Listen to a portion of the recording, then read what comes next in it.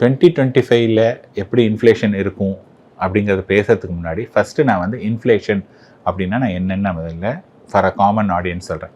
Inflation அப்படிங்கிறதுக்கு தமிழில் பணவீக்கம் அப்படின்னு சொல்லுவாங்க.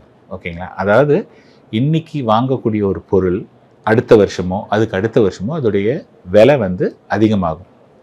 அப்போ நம்ம எந்த ஒரு இன்வெஸ்ட்மெண்ட் முதலீடு பண்ணாலும் அந்த இன்ஃப்ளேஷன் எவ்வளவு இன்க்ரீஸ் ஆகுதோ அதுக்கு ஏற்ற மாதிரியாவது அந்த இன்வெஸ்ட்மெண்ட்டில் வந்து நமக்கு பணம் வந்தால் தான் நம்ம இன்ஃப்ளேஷனை பீட் பண்ண முடியும். இன்ஃபேக்ட் இன்ஃப்ளேஷனை பீட் பண்ணி பிரயோஜனம் இல்லை. We should make more money then inflation. So இப்போ வந்து என்னென்னா இந்த இன்ஃப்ளேஷன் உதாரணத்துக்கு என்ன சொல்கிறேன்னா, போன வருஷம் எவ்வளோ ஃபேமிலி ரன் பண்ணுறதுக்கு ஆச்சு அப்படின்னா உங்கள் அம்மா என்ன சொல்லுவாங்க, 30,000 ரூபா ஆச்சுப்பா அப்படிம்பாங்க. இந்த வருஷம் எவ்வளவு? அதாவது you are not increasing any thing, அதே சேம் ஸ்டாண்டர்ட் ஆஃப் லிவிங். இப்போ கேட்டிங்கன்னா அவங்க 33,000 அது அப்படிம்பாங்க. கரெக்டாக இல்லையா?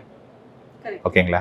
இப்போ இந்த 30லேருந்து 33, அதாவது நீங்கள் எதையுமே இன்க்ரீஸ் பண்ணிக்கல. அதே எப்போ ஒரு மாதத்துக்கு ஒரு தடவை ஹோட்டல் போகிறீங்க இல்லை 2 மாதத்துக்கு ஒரு தடவை போகிறீங்க, அதே இது அதே ஃபுட்டு.